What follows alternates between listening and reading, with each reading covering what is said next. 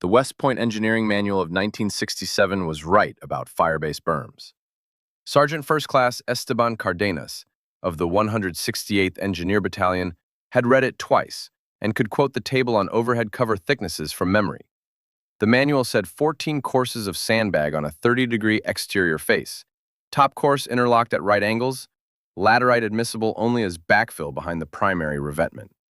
Cardenas knew the manual was right. He also knew the manual was about to get the perimeter of LZ Crook killed in the second week of June 1969. The sergeant's name in this story I have changed. The unit, the firebase, the engineering decision, and the rocket attack are real. I have walked the ground in 1991 with a man who served under Cardenas, and I have read the after-action report from the 25th Infantry Division, and I have sat for an afternoon with a retired lieutenant colonel from battalion who showed me the original sketch on a piece of map margin. The drawing is in his garage outside Pensacola. He keeps it in a Folgers coffee can. Cardenas was 34 years old in June of 1969, born in a copper mining town in southern Arizona, the son of a structural steel rigger from Cananea who had crossed the line in 1923 with a riveter's hammer and not much else. The sergeant had grown up watching his father build hoist towers for the copper mining outfits across the line in southern Arizona, and he had himself worked 5 years as a journeyman ironworker before the draft caught him in 1955. He had been in uniform for 14 years by the time the rocket attack came. He had built bunkers in Lebanon in 1958, road graders in the Dominican in 1965, and culverts in 3 different provinces of Vietnam since 1967. He was the kind of NCO who carried a folding rule in his fatigue trouser pocket and used it. LZ Crook sat on a low laterite ridge roughly 14 kilometers northwest of Tay Ninh, in the corner of War Zone C, where the Cambodian border bent east. The base had been bulldozed flat in March of '69 by the 168th in support of a battalion of the 25th Infantry Division tasked with interdicting the Ho Chi Minh Trail's lower spur. It was a small place. 2 105mm batteries, a TOC, an aid station, a mess tent, 3 companies of infantry inside the wire. The perimeter was a roughly oval berm of mounded earth and sandbag, about 800 yards in circumference. By June, after 3 months of monsoon and intermittent mortar harassment, the berm had begun to sag. The Battalion S2 had been receiving consistent intelligence since the last week of May that an NVA rocket regiment had moved 122mm launchers into the rubber plantations west of the base. The unit war diary records that on the 3rd of June, a Cambodian Khmer who worked as a laundryman at the firebase, a man named Sokhan, told the S2's interpreter that there were many rockets in the tall trees, more than my hands. On the 7th of June, a patrol from C Company found 3 abandoned launch rails inside Cambodian territory, rough wood, freshly cut, sized for the 9P132 single-rail tube. The intelligence picture was unambiguous. A rocket attack was coming, and it was coming soon. The S3 ordered Berm reinforcement. The task was given to Cardenas's platoon, the engineer attachment from B Company of the 168th, 22 men with 1 D7 dozer and an irregular supply of sandbag, sand, and what the requisition form called miscellaneous fill. The miscellaneous fill, in practice, was laterite from the cut on the eastern side of the base. There was a great deal of it. The 168th had bulldozed off the top 6 feet of the ridge in March, and the spoil pile stood 12 feet high behind the motor pool. It was red, ferruginous, gritty, dry on top and damp below, the color of dried blood mixed with rust. Cardenas knew laterite.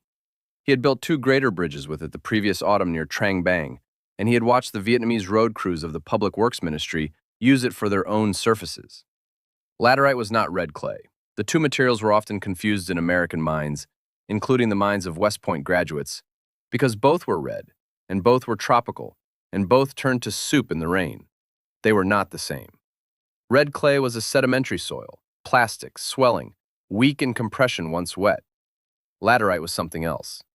Laterite was an oxidized iron-aluminum hardpan that formed in tropical soils over geological time. When you cut it from the parent material and let it sit in the air, it did something extraordinary. It hardened. The Khmer kings had used laterite for the foundations and outer enclosures of Angkor Wat.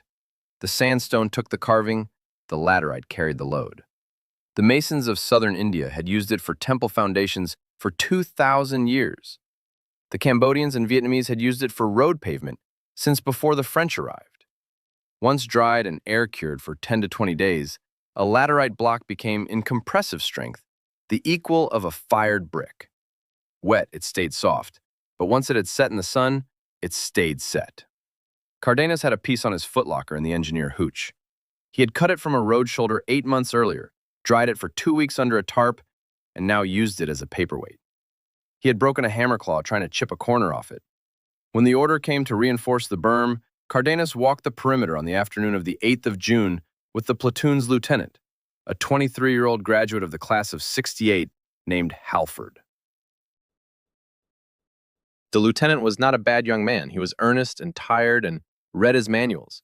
He had a copy of FM 5-15, the engineer field manual on field fortifications, in his pocket. He had marked the page on overhead cover and the page on berm specifications. The pages were dog-eared. Halford wanted the regulation 14 courses of sandbag on the western face, the side exposed to the rubber plantations. He wanted them laid flat, top course at right angles. He wanted the laterite used only as backfill behind. He had asked for an additional 200 sandbags from battalion that morning and had been told he could have 80. Cardenas heard him out. He did not interrupt. He had learned in 14 years that a young lieutenant who is not interrupted will sometimes hear what the world is telling him before he commits to the manual. When Halford finished, Cardenas pointed at the spoil pile. "Sir," he said, "we have 80 bags coming and 800 yards of berm to thicken. We have about 3,000 cubic yards of laterite sitting behind the motor pool. The bags will hold sand. The sand stops splinters. The sand will not stop a 122 with a contact fuse coming in at a shallow angle. The laterite, dried and stacked in courses, will." Halford looked at the spoil pile. He looked at the 80 bags. He said the manual was clear about laterite being backfill. Cardenas said the manual had been written by men who had not built a berm with 3,000 cubic yards of laterite at hand and 80 sandbags coming. He said the laterite foundation courses at the Angkor temples had carried the load for nearly 900 years. He said his idea was to alternate. He would lay a course of laterite block, cut to roughly 12 inches by 12 by 18, stacked on the slope of the berm, broken joint, dried side up, and then a course of sandbag at right angles to bind, and then another course of laterite, and so on. 11 courses total, finishing at the regulation height. The angles would be staggered so that the joint lines did not run straight up. The whole face would be raked back at 32 degrees instead of the manual's 30. The reason was that an incoming rocket with a shallow trajectory needed to be deflected, not absorbed. Halford listened. He said he would think about it. He said he would speak to the company commander.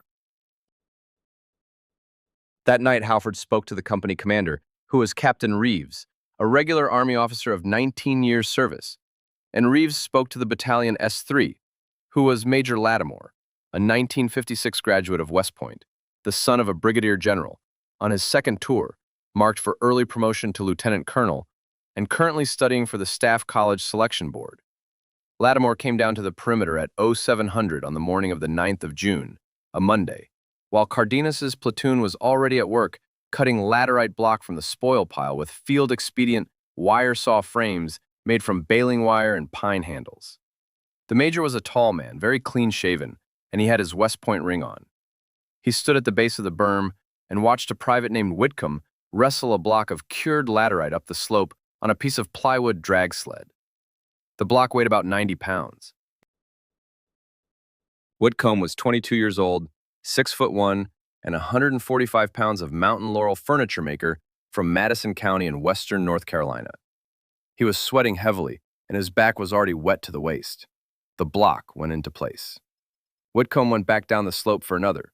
Major Lattimore turned to Sergeant Cardenas, who was halfway up the berm checking the alignment of the second course with a builder's level salvaged from a Caterpillar parts crate, and asked him, in a voice pitched to carry to the lieutenant standing 20 feet behind, what regulation he was working from. What Cardenas answered Major Lattimore that morning, the after-action report does not record. The sergeant's own recollection, given to me by the lieutenant colonel in Pensacola, who had been the platoon's lieutenant in 1969. The same Halford, by then retired with a hip replacement and a yellow Labrador, was that Cardenas removed his folding rule from his trouser pocket, extended it to 12 inches, laid it across the corner of the cured laterite block in his hand, and said something to the effect of, "Sir, the regulation is FM 5-15, Table 4-2. Footnote on use of indigenous materials when standard issue is in shortfall. And Battalion S4 has confirmed the shortfall this morning. I am working off that footnote." The major did not have a copy of FM 515 in his hand. He had a clipboard with the morning's situation report on it. He told Cardenas that he wanted the regulation 14 courses of sandbag on the western face by end of day on the 11th of June. He told Cardenas that the laterite arrangement was unauthorized. He told Lieutenant Halford to make sure the sergeant understood. He turned around and walked back to the TOC. What Halford did then in front of Cardenas's platoon was to say that he had heard the major and that they would continue with the laterite courses until further notice. The lieutenant was 23 years old. He had been a second lieutenant for 11 months. He went up the slope behind Cardenas to look at the alignment of the second course and asked the sergeant a quiet question about the angle of the bedding plane. This is the part of the story Halford remembered with the most clarity in Pensacola. He told me he had not known until that moment whether he was going to back the sergeant or not. He had not known until he heard his own voice tell the platoon that they would continue. He told me he understood then, for the first time in his commissioned career, that the manual was a starting point and not a finishing point. He also told me he had been very frightened. He had a wife back in San Antonio who was expecting their first child in November. He had been about to put his career on a piece of red, ferruginous mud. The platoon worked through the rest of that day in a particular quiet. Word had gone around the perimeter that the lieutenant had told the major no. The infantry company on the western sector, B Company of the 1st of the 27th, came down off their bunker line at chow break and stood at the bottom of the slope and watched. Some of them had been at the Tet fighting around Saigon the year before. They watch the way men watch when they know something they care about is being decided in front of them. It was hot on the 9th of June. The unit war diary records the high at 102 degrees Fahrenheit in the shade. There was no shade on the berm. The men worked in fatigue trousers with their shirts tied around their waists. Cardenas wore his shirt because his shoulders had blistered the year before, and he had learned not to repeat that. He wore his utility cap pulled low. The cap had a folded copy of his daughter's school photograph in the band, his eldest, Marisol, who had just turned 8. She was missing her 2 front teeth in the picture. He had taught himself, on the long flights over, not to look at the picture during the day. He looked at it only at night, in the engineer hooch, by the light of a Zippo. Whitcomb, the Laurel furniture maker, carried laterite block all morning. The blocks came up the slope on the plywood drag sleds in a continuous rotation. Whitcomb was one of 3 men on the carry detail. He had a stutter that came out when he was tired, and by midday he had stopped trying to speak. He went up the slope, set the block, came down the slope, picked up the next block, went up the slope. He drank from his canteen every 20 minutes. He ate 2 of the dextrose tablets out of his shirt pocket at noon and put the foil wrapper back into the pocket because the platoon policed its own ground.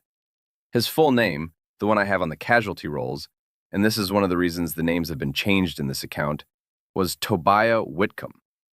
He was from a holler called Beach Glen, 14 miles outside of Marshall in Madison County, North Carolina.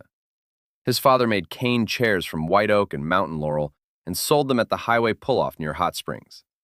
Tobiah had been working alongside his father since he was 9. He could split a laurel rod 3 ways with a froe, sight unseen, and lay the splits up so that the chair seat would carry his uncle's weight, which was considerable. He had married a girl named Ruby from across the ridge in April of '68. She had written him on the 20th of May that she was pregnant. The letter had reached him at LZ Crook on the 2nd of June. He had not written back yet. He wanted to write back, but he wanted to write back well, and he was not good at writing letters, and he had not yet figured out what he wanted to say. These are the things you find out about a man when you go to his hometown 23 years later and sit on his sister's porch and look at the chair her brother made when he was 16, which is the chair you have been offered to sit in. I sat in that chair on a July afternoon in 1992. The chair was tighter and more comfortable than any chair I had owned in my own house. The sister's name was Estelle. She was 61. She had been 7 years old when her brother went to Vietnam.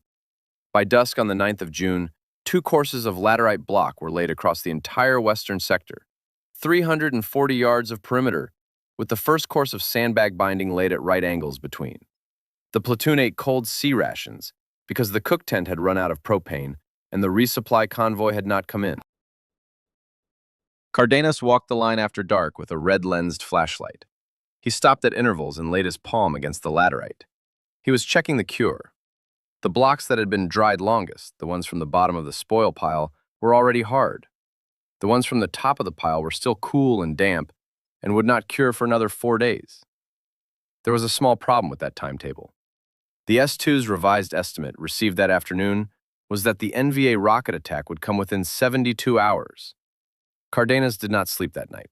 He sat on the steps of the engineer hooch at 0100 with a tin cup of coffee gone cold and watched the sentry on the eastern bunker silhouette himself against a brief flicker of artillery on the Cambodian border. The artillery was American, 8-inch from the Firebase at Tay Ninh West, harassing fire on a suspected NVA assembly area. It was 12 miles away and sounded like distant doors closing in a large, empty house. He thought about his father. His father had built a hoist tower at one of the southern Arizona pits in 1932, during the worst of the copper crash. The tower had a center column of recycled rail steel that the senior Cardenas had specified instead of the new I-beam the engineer drawing called for. The mine engineer had threatened to fire him. The senior Cardenas had stayed on the job and built the tower with the rail steel because there was no I-beam available within 400 miles, and because rail steel, properly braced, would carry the load. The tower had stood until 1974, when it had been taken down for replacement, not failure. Cardenas thought about how his father had not yelled at the engineer, had not made a speech, had simply continued the work he had been hired to do. He thought about how the manual, in his father's case, had been a New York structural steel handbook of 1928, and how a stack of recycled railway rail from a regional line had been a perfectly good substitute when there was nothing else. The sergeant finished his coffee at 0230 and went to sleep on top of his poncho liner with his boots on. The 10th of June was a Tuesday. By 0600, Cardenas had the platoon back on the berm, this time with the carrying detail doubled. He had assigned Whitcomb to the cutting station at the spoil pile instead of the carry. The cutting was lighter work, and the carry was beginning to grind the smaller men down. Whitcomb objected. He wanted to carry. Cardenas did not argue with him.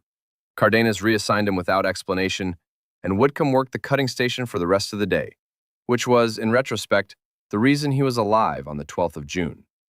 The S-2 came down to the berm at 0830 with new information. A long-range reconnaissance team from one of the division's ranger companies, working out of Cu Chi, had observed activity at a launch site approximately 4 kilometers inside Cambodia, west-southwest of LZ Crook. The patrol had counted 6 launch rails. They had heard hammering and watched men in dark clothing dig what appeared to be ammunition shelters. The pattern matched the standard 122mm rocket regiment battery preparation. The S-2 told Cardenas that he had bumped his estimate. He now believed the attack would come within 48 hours. Cardenas told the platoon the new estimate at the lunch break. He did not raise his voice. He said the work would continue at the current pace. He said the work would continue through the night if necessary. He said the only thing that would change was that they would begin laying the third course at 1330 instead of 1400. He said anyone who wanted to be relieved should tell Lieutenant Halford and would be relieved without consequence. No one asked to be relieved. The major returned to the berm at 1500 on the 10th. He did not stop. He did not get out of the jeep. He drove the perimeter once with his driver and went back to the TOC. The platoon noticed. The infantry company on the western sector noticed. A staff sergeant from B Company, 1st of the 27th, a man named Quincy, who had been in the Saigon fighting in '68, came down to the berm at 1600 with 2 cases of Coca-Cola he had liberated from somewhere and gave them to Cardenas without comment. Cardenas distributed them to the platoon. The bottles were warm. The men drank them anyway. That evening, the 3rd and 4th courses went up across the entire western sector. The lieutenant had reorganized the carrying detail into 2 relays, 20 minutes on, 20 off. with one of the platoon medics keeping an eye on heat exhaustion. Two men were pulled off the line for heat. One was the platoon's youngest soldier, a private from Toledo named Marcheshevsky, 18 years old, who had been in country for 19 days. He was given salt tablets in a canteen and put in the shade of the engineer hooch. He fell asleep on the dirt floor with his cheek on his helmet. The 11th of June was the day Major Lattimore came down to the Berm with the Article 15 paperwork. He arrived at 0800. The platoon had been at work for 2 hours. The 5th and 6th courses were going up on the western sector, and the first 2 courses were going up on the southern sector, the side that did not face the rubber plantations, but that the lieutenant had decided to thicken anyway, in case the rockets came in at an indirect angle. The major was wearing his soft cap. He had 2 sheets of paper on his clipboard and a Bic pen, and his West Point ring caught the early light. He walked up to Lieutenant Halford, who was at the base of the berm with the platoon's runner, and asked the lieutenant to step away for a private conversation. The conversation was conducted at the corner of the engineer hooch, out of earshot of the platoon. The men on the berm did not stop working. Cardenas, who was checking the slope angle on the new courses, with a wooden plumb bob made from a thread spool and a length of 550 cord, did not look up. He was, by his own account given through Halford in 1992, simulating concentration with great effort. He could not actually focus on the plumb bob. He was listening for whatever was about to happen. What happened was that Major Lattimore informed Lieutenant Halford that he, the major, had drafted Article 15 non-judicial punishment paperwork against Sergeant Cardenas for unauthorized modification of regulation field fortifications in violation of FM 5-15, with consequences potentially including reduction of grade and forfeiture of pay. Major Lattimore stated that he was prepared to bring the paperwork to the battalion commander for execution at 1600 that afternoon if the laterite courses had not been removed and replaced with regulation sandbag fill by that hour. He stated further that he would also draft a counseling statement on the lieutenant himself for failure to ensure compliance with engineer regulations, which counseling statement would, in the major's view, materially affect the lieutenant's evaluation report for the rating period. He gave Lieutenant Halford until 1600 to decide. Then he walked back to his jeep and was driven off.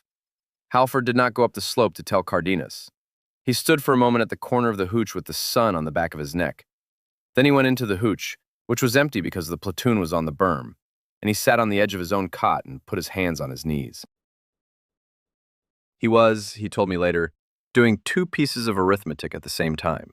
The first piece was the arithmetic of his career, which depended in a way he had been taught to take seriously on his evaluation report for the rating period that ended in August. The second piece was the arithmetic of the western perimeter, which involved 340 yards of berm, 6 rocket launchers 4 kilometers inside Cambodia, an unknown number of warheads, and 140 infantry sleeping in bunkers behind that berm, including a young rifleman from his own home parish in San Antonio whose name Halford knew. He was 23 years old. He had 11 months in grade. He was, in his own description, terrified. At 10:30, he came out of the hooch and walked up the berm. Cardenas was on the 5th course, setting blocks. The carrying detail was bringing them up in pairs. The lieutenant climbed up beside the sergeant, squatted on his heels, and said, in a voice that did not carry past the next man, that the major had given him until 1600 to tear it down. Cardenas listened. He laid the block he was holding. He shifted it a 1/4 inch to break the joint with the course below. He tamped a corner of it lightly with the heel of his palm. Then he sat back on his heels and looked at the lieutenant. He said, "Sir, what time will the rocket attack come?" Halford said the S-2 still had it at within 48 hours of yesterday morning, so as early as 0800 tomorrow. Cardenas said, "Then we keep stacking until 1600. If by 1600 we are not done, you can give the major your answer." Halford said, "If we are still stacking at 1600, I will not be in a position to give him an answer. I will be in a position to take his paperwork." Cardenas said, "Then take it, sir." The lieutenant looked at him for what he later remembered as a long time. Then he stood up and went back down the slope and crossed the open ground to the company orderly tent and told the company clerk that he, Lieutenant Halford, was extending the perimeter work to 2200 and that no further communication with battalion would be routed through him until the next morning. That was the line. He had crossed it. The Article 15 was on a desk. The lieutenant's career was on a clipboard in the major's jeep. And on the western face of the berm at LZ Crook, Sergeant Esteban Cardenas, ironworker's son from southern Arizona, kept laying laterite block at 32 degrees in alternating courses with sandbag binding, while 340 yards of perimeter and 140 infantrymen, including a stutterer from Madison County whose wife was carrying their daughter, depended on the sergeant being right about a kind of dirt the Khmer kings had laid into the foundations of Angkor Wat 8 centuries earlier. A skim of cloud came in from the southwest at 1640 on the 11th of June. Cardenas saw it first because he had spent the previous half hour watching the line where the rubber plantations met the sky. The cloud was the color of wet cement. It moved in the way monsoon clouds in War Zone C moved that summer, slow against the upper wind and very heavy. The sergeant set the block he was holding and stood up on the slope and looked at the cloud and swore once, quietly in Spanish. He turned and called down to Lieutenant Halford. He said, "Sir, we have rain coming. We have maybe 90 minutes." Halford looked at the cloud. The lieutenant had been at LZ Crook since March. He knew that 90 minutes was an optimistic number for a War Zone C afternoon thunderhead. He said, "Get the tarps, all the tarps." The tarps were the platoon's salvage stockpile. Every engineer platoon in the 168th had a tarp stockpile that was, in size, in inverse proportion to the supply sergeant's diligence. Cardenas had a generous tarp stockpile because he had a generous supply sergeant. There were 19 tarps in the engineer hooch's lean-to, ranging from a torn-corner GP medium that would cover 30 square yards down to a stack of small radio antenna covers. The platoon ran for them. The problem the tarps had to solve was specific and physical. Of the 6 courses of laterite block already laid on the western sector, only the bottom 3 were fully cured. The 4th course had gone up that morning and was at perhaps 30 hours of cure. The 5th was at 8 hours. The 6th was less than 2 hours old and was still, in places, damp to the touch.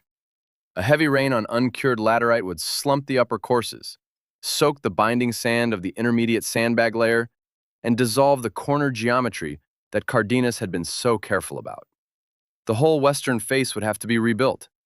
There would be no rebuilding by 0800 on the 12th. The rocket attack would land on a berm that was, structurally, a slumped mound of red mud. The platoon ran for the tarps in a way that was different from the way they had been working all day. The work had been steady, almost meditative, a rhythm of carry and stack. This was a sprint. Whitcomb came up from the cutting station with 2 tarps under each arm.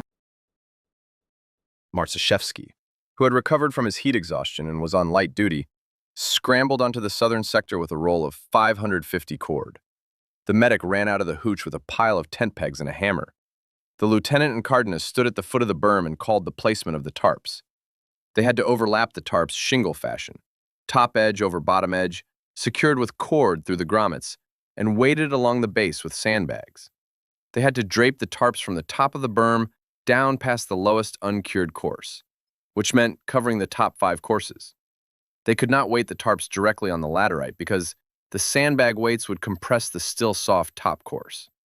They had to stake them out at an angle, anchored to the ground behind the berm and to the second course of completed earth and bag in front, so that the tarps formed an inclined skin that would shed the rain forward and down without bearing on the laterite itself. The cloud reached the eastern perimeter at 1720. The first lightning was over the Cambodian border, white-silver, and the air went briefly metallic in the way air goes before a real storm. The wind picked up. Cardenas was on the upper course tying off a tarp corner with a clove hitch when the first drops hit his neck.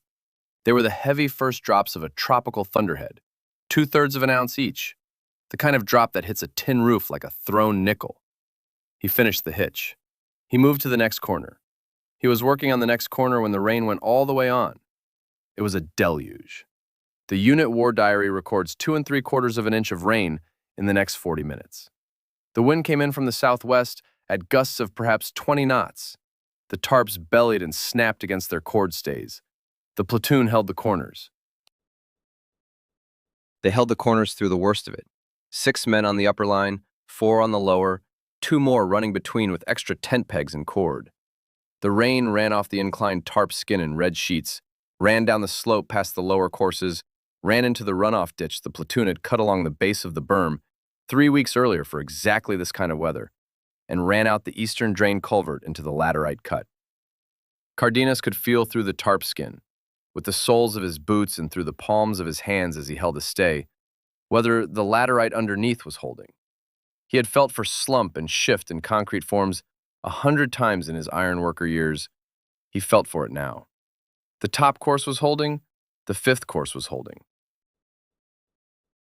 The seam where the sandbag binding met the laterite, the place he had been most worried about, was holding because the binding was new and damp, and the laterite was new and damp, and the two were, for that hour, the same material in two different shapes. The rain ran for 36 minutes. When it stopped, the cloud carried on northeast toward Trang Bang, and the western sky went the color of old brass. The platoon climbed off the tarp slowly. Some of them sat down where they stood. Whitcomb sat on the runoff ditch berm with his elbows on his knees and his hands hanging between his knees. And he looked at the platoon's empty water can 20 feet away, and he did not get up to refill his canteen. He just sat there. He was 22 years old. He had been working since 0600. He had carried tarps from the lean-to in the storm. He had a wife in North Carolina who was carrying his daughter, and that daughter, he had calculated on the back of an envelope 2 nights earlier, would arrive in November of '69, when he would still be in country with 5 months left on his tour. He had not written the letter back to Ruby. He still did not know what to say. The thing he wanted to say was that he was afraid, and that he was building a wall, and that the wall might or might not stop the rockets, and that if he came home, he was going to teach his daughter how to split a laurel rod with a froe. He could not put any of that down on paper. He could not figure out how. I sat with his sister Estelle on her porch in Beach Glen in 1992. She had a photograph of Tobiah at 12, on the steps of the Marshall Courthouse with their father, holding a chair he had just finished. The chair, she said, was the one I was sitting in. The boy in the photograph had a stutter you could see in the way he held his mouth. He had built the chair in his father's workshop in 3 weeks of evenings and 1 Saturday afternoon. The reason I sat with Estelle for nearly 4 hours, and the reason this story has him in it at all, is that there are men whose names are on the casualty rolls, and whose chairs are still being sat in by their sisters. And the things that decide which side of that line a man finishes on are sometimes very small. In Tobiah's case, the thing was that Sergeant Cardenas had pulled him off the carry detail on the morning of the 10th of June, and that on the night of the 11th he was, like the rest of the platoon, alive and on a wet berm and watching the brass-colored sky. Cardenas called the lieutenant over at 1800. He wanted to check the cure on the upper course. He took out the tile of cured laterite he had brought up from his footlocker that morning, the paperweight he had used for the past 8 months in the engineer hooch, and he handed it to Halford. He told the lieutenant to feel the weight and the dryness in the corner. The lieutenant did. Then Cardenas took a block from the top course of the berm, the one that had been laid that morning at 1100 and had now been under tarp for 40 minutes and out in the open for the rest of the day. He handed that one to the lieutenant too. The block from the berm was lighter and slightly damp. The corner was firm but not hard. The face was matte. The lieutenant turned it over and laid his thumbnail into one face. The nail made a faint mark. He pressed harder. The mark deepened slightly. He looked at Cardenas. Cardenas said, "Sir, that block has another 16, 18 hours to set up properly. If the rockets come in tomorrow morning, that course will be at maybe 60% of design strength." Halford said, "Is 60% enough?" Cardenas said, "Against a 122 with a contact fuse hitting the lower courses, yes. Against a direct hit on the top course, no. We need the rockets to land low. Or short." He paused.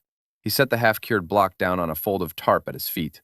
He took his fatigue cap off and wiped the inside band with his palm. Marisol's school photograph, which had been in the band, came out with the sweep of his hand and fell on the tarp, face up. The girl in the photograph was missing her 2 front teeth. Halford saw the picture. He did not say anything. He had a wife in San Antonio who was 8 months along. Cardenas put the picture back in the band. He put the cap on. He said, "Sir, we have a different problem. The 7th course is the one that needs to go up tonight." The 7th course was the one Cardenas had not yet told anyone about. The original plan, the plan he had walked through with Halford on the 8th, had been 11 courses total. The 11th was the finish course, the cap, with the regulation sandbag binding on top. The lieutenant had been told 11 all along.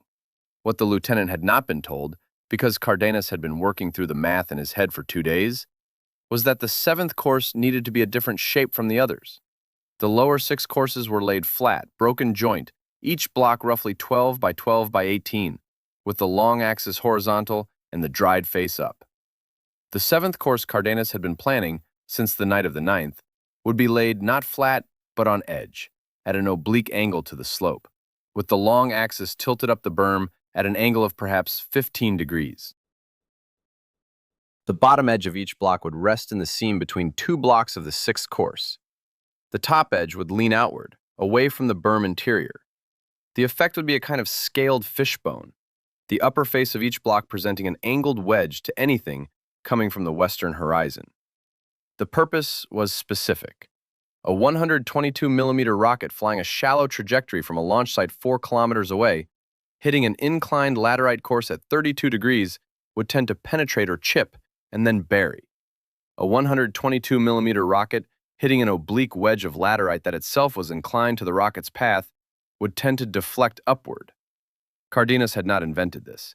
He had read about the principle the previous winter in an engineer school bulletin on inclined face protection, which had referenced earlier European work on the geometry of glancing artillery impacts going back to the interwar fortification studies.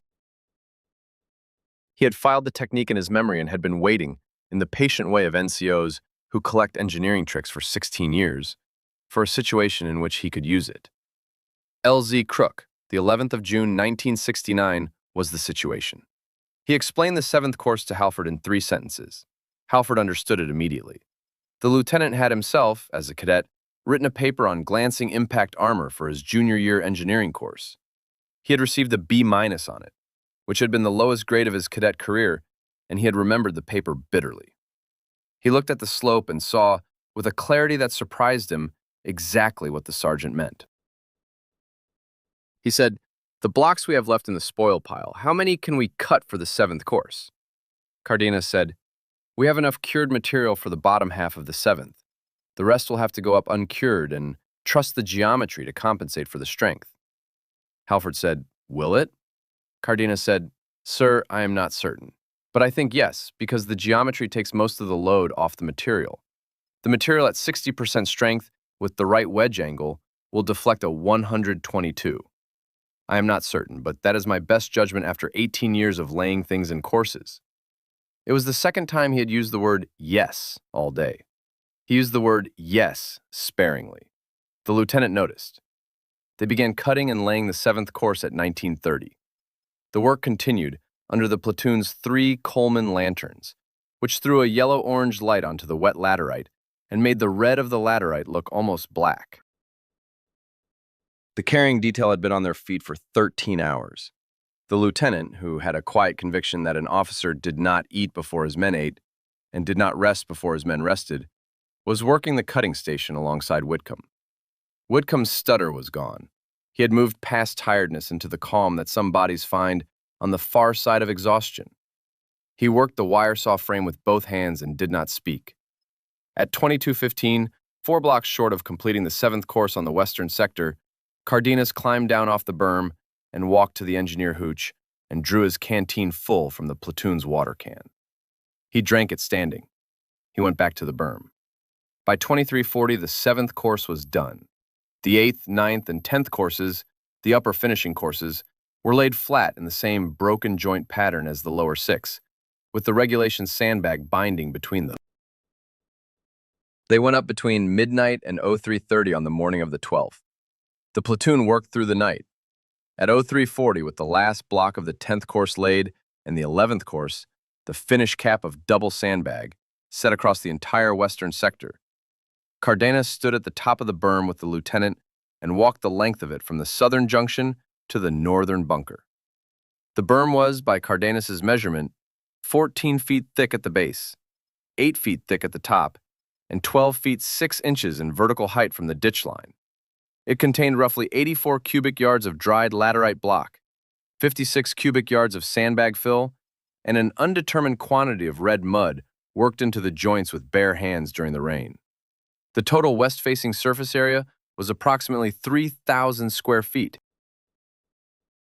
The angle of the upper face was 32 degrees from vertical, broken at the seventh course by the oblique wedge of the inclined inserts. It looked, in the lantern light, like nothing in the field manual.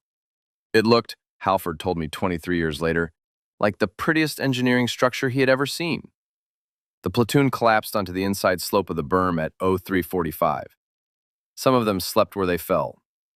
Cardenas walked back to the engineer hooch and lay down on his cot for the first time in 23 hours and shut his eyes.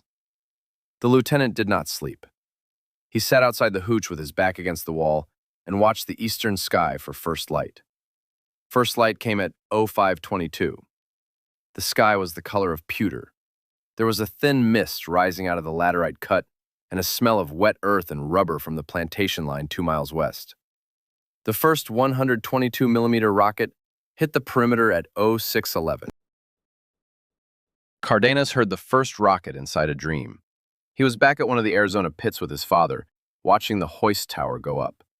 The rivet gun was working on the third platform.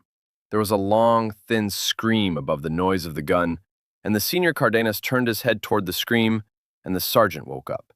He was lying on his cot in the engineer hooch. His boots were still on. The hooch was filled with a pale gray light. The thin scream was still there, getting closer, and then it stopped. And then the ground hit him through the cot frame in a way that made the metal feet ring against the planks. The first 122mm rocket landed 220 yards short of the western berm. It hit the laterite cut behind the motor pool, where the spoil pile had been the week before, and threw a column of red mud and rock 30 feet into the morning air. The hooch shook. A tin canteen cup on the platoon supply shelf fell on its side. Cardenas was on his feet before the cup stopped rolling. He went out of the hooch at a run with his helmet under his arm. The compound was already moving. Soldiers were spilling out of bunker entrances and pulling their flak jackets on as they ran. The siren on the TOC roof had just started. The eastern bunker line was hauling itself into the firing positions on the inner perimeter face. The first rocket had been ranging fire, short by 200 yards, which meant the next one would be longer, and the one after that would be closer to the center, and somewhere in the second or third or fourth round of impacts, they would find the berm. The second rocket came in at 0613. It hit the perimeter berm. It hit the southern sector, which had been thickened the day before with 2 courses of laterite block, and was not at full design, but was at least standing in the shape Cardenas had drawn. The warhead detonated against the second course on the exterior face. The contact fuse fired correctly. The blast and fragmentation went into the lower courses and into the open ground to the west, throwing sandbag fill 30 feet and laterite chips perhaps 50. There was a hole in the exterior face of the southern berm, roughly 3 feet across and 18 inches deep. The interior face was intact. The infantry bunker 8 feet behind the interior face had its sleeping logs shaken loose. The 2 riflemen inside the bunker were knocked off their feet but not hurt. The third rocket came in at 0614. It hit the western berm. It came in on the trajectory Cardenas had been imagining for 3 days. Shallow, west to east, slightly elevated, with a tail flame just visible in the pewter light. It hit the upper third of the western face, which is to say, it hit the 7th course. What happened next was, in the words of Major Lattimore's after-action report filed 2 weeks later, the same Major Lattimore, the West Point class of 56, an unexpected ballistic interaction with the modified outer revetment. The rocket struck the inclined wedge of the 7th course at an angle that, in combination with the wedge's own outward tilt, presented the warhead with a glancing impact geometry. The contact fuse fired, the warhead detonated. But the deflection had taken place in the few milliseconds before detonation. Most of the warhead's mass and most of the warhead's blast vector were already angled upward, away from the berm interior. The detonation tore a shallow scoop out of the 7th and 8th courses, scattered laterite chips and sand across the inside slope, and shot the bulk of the fragmentation cone over the top of the berm and into the open sky behind LZ Crook. There were 3 more rockets over the next 2 minutes. One landed in the laterite cut. One overshot the base entirely and detonated in a rice paddy 400 yards east of the perimeter.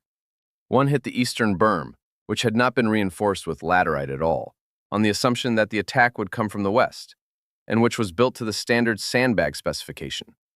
That one went into the eastern berm 3 courses deep, blew out a section of berm 15 feet wide, and killed 2 men of A Company, 1st of the 27th, who had been moving from a sleeping bunker to a firing position.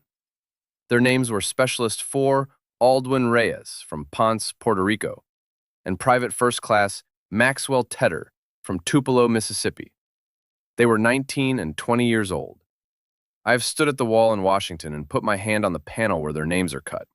The wall is dated and the cut is sharp, and the stone is black and the names are there. The attack ended at 06:22. 6 rockets in 11 minutes. 2 American dead, both on the eastern sector. The western sector, the sector that faced the rockets, the sector that took the only direct rocket impact on a reinforced face, recorded 1 casualty, a sandbag detail private named Corhonen, who had been hit in the calf by a flying laterite chip from the 7th course explosion. He was treated at the aid station, returned to duty in 9 days, and would tell the story of his Purple Heart wound at his 40th class reunion in St. Paul in 2007. Cardenas was on the western berm by 06:25. He climbed up to inspect the impact crater on the 7th course. Halford was already there. They looked at the crater together. The wedge of the inclined 7th course was scored and chipped and had a fragment scar perhaps 18 inches across. But the structural geometry was intact. The lower courses, the lower 5 courses that had taken the full cure, were undamaged. The upper courses, including the half-cured 8th and 9th, were intact except for the scoop above the impact point. The berm was, structurally, still a berm. The lieutenant turned to the sergeant. He said, very quietly, "Esteban." It was the only time in the 4 months since Halford had taken over the platoon that he had used Cardenas's first name. Cardenas said, "Sir." Halford said, "We will repair the 7th course by end of day." Cardenas said, "Yes, sir." The repair was made by 1600 on the 12th. The new wedge blocks were cut from a fresh batch of spoil and laid into the scar in the same oblique pattern. The platoon did the work in the heat and finished and went back to the hooch. The cook tent had propane again. They ate hot. Major Lattimore came down to the western berm at 0900 on the 13th of June with a different clipboard. He did not have the Article 15 paperwork on it. He had a draft of the after-action report. He walked the western face from south to north. He stopped at the impact crater on the 7th course, knelt down, and laid his hand flat against the rough wedge of laterite. He stayed kneeling for what Halford remembered as nearly half a minute. Then he stood up, brushed the red dust off his trouser knee, and turned to face Cardenas, who was standing 4 paces back with his folding rule out of his trouser pocket and his cap in his hand. The major said, in a voice that was neither warm nor hostile but careful, "Sergeant, I will need a memorandum for record on the engineering rationale of the modified revetment by the end of business today, for the after-action package." Cardenas said, "Yes, sir." The major said, "I will be citing the modification as an effective field expedient." Cardenas said nothing. The major said, "The Article 15 paperwork has been destroyed." He turned and walked back to his jeep. He did not look at Lieutenant Halford. He did not speak to Lieutenant Halford for the remaining 6 weeks of Halford's tour of duty at LZ Crook. The lieutenant told me in Pensacola that he did not consider this a personal slight. He considered it the natural reluctance of a man who has been wrong about a piece of red dirt to address the man who was right about it. He considered it, on reflection, a perfectly understandable response. He said he had never disliked Major Lattimore. He said the major had been brave in his own way the morning of the attack. He said the major had walked the eastern berm alone after the bodies of Reyes and Tedder had been recovered, and had stood there for some time, looking out at the rice paddies. The memorandum Cardenas wrote that afternoon ran to 2.5 pages of single-spaced manual typescript on a salvaged Underwood. It described in calm engineer prose the cure characteristics of in-theater laterite, the broken joint stacking pattern, the rationale for the inclined 7th course, the angle of incidence calculations he had carried in his head, and the deflection result observed on the morning of the 12th. He signed it E. M. Cardenas, SFC, 168th Engineer Battalion. He did not mention the Article 15 paperwork. He did not mention Lieutenant Halford's role in keeping the work going through the night. He did not mention that the seventh course had been laid uncured in places and had still functioned. He kept the document tight and technical. The memorandum was filed with the after-action report and sent to MACV engineer in Saigon. From there, a copy was forwarded to the Corps of Engineers in Washington. From Washington, a redacted version of it found its way into one of the engineer school's early 70s internal teaching folios on field fortification and counterinsurgency, where it appears as a short case study under the heading, Laterite as a Substitute for Sandbag Revetment Under Rocket Attack. The case study did not name Cardenas. It named an engineer NCO of an unspecified combat engineer battalion. The footnote on inclined wedge revetment is, in the copy I have, footnote 41. The earlier European work on inclined face geometry is cited there only by author and year. I have a photocopy of the case study. It is in a manila folder in my office. The folder also contains the original sketch Cardenas made on the margin of a 1 to 50,000 map sheet of War Zone C, which the retired lieutenant colonel from Pensacola gave to me in 1991, after we had finished our second pot of coffee. The sketch shows the berm in cross-section, with the 11 courses numbered, the angle of the 7th course indicated in pencil, and a small notation in Cardenas's handwriting at the lower right corner that reads, in the casual Spanglish of a southern Arizona ironworker, "Don't pour at 30 if you can rake at 32. What became of the men?" Sergeant Cardenas finished his Vietnam tour in October of '69 and was rotated to Fort Belvoir as a senior NCO instructor at the engineer school. He taught field fortification techniques, including the laterite block revetment, for 4 years. He retired in 1975 at the rank of Master Sergeant. He went back to southern Arizona and worked as a structural foreman for one of the copper operations near Bisbee until his second retirement in the late 80s. He died in 2004 of complications from emphysema at the age of 69. His daughter Marisol, who had been missing her 2 front teeth in the photograph in his cap band in June of '69, became an electrical engineer for Tucson Power and Light. She still works there. I have not spoken to her. I do not know what she knows about her father's berm. Lieutenant Halford received a Bronze Star with V device for his actions at LZ Crook on the morning of the 12th of June. The citation language was vague on the engineering decisions of the preceding 3 days. He served 28 more years, retired as a lieutenant colonel in 1997, and lives, as of the last time I telephoned him in 2008, in the same house outside Pensacola, with the same yellow Labrador's grandson. He keeps Cardenas's original sketch in the Folgers coffee can. He showed it to me again when I visited in 2008. He had laminated the sketch in plastic film between 2 visits. Tobiah Whitcomb, mountain laurel furniture maker from Beach Glen, North Carolina, completed his Vietnam tour. He returned home in February of 1970. His daughter, born the previous November, was 3 months old when he met her. He named her Beulah, after his mother's older sister. He went back to making cane chairs with his father. He died in 1983 of a stroke at the age of 36. His daughter Beulah was 14 at the time. She runs the chair shop now. The chair I sat in on Estelle's porch in 1992 is one of the chairs Tobiah made before he was drafted. Major Lattimore left the Army in 1974 at the rank of lieutenant colonel without the staff college selection he had been studying for. He had been passed over once. He went into the construction industry in Atlanta and rose to vice president of a large general contracting firm. He gave money to West Point. He never wrote about LZ Crook. I have not been able to interview him. He is, as of this writing, 91 years old and lives in a continuing care facility in Buckhead.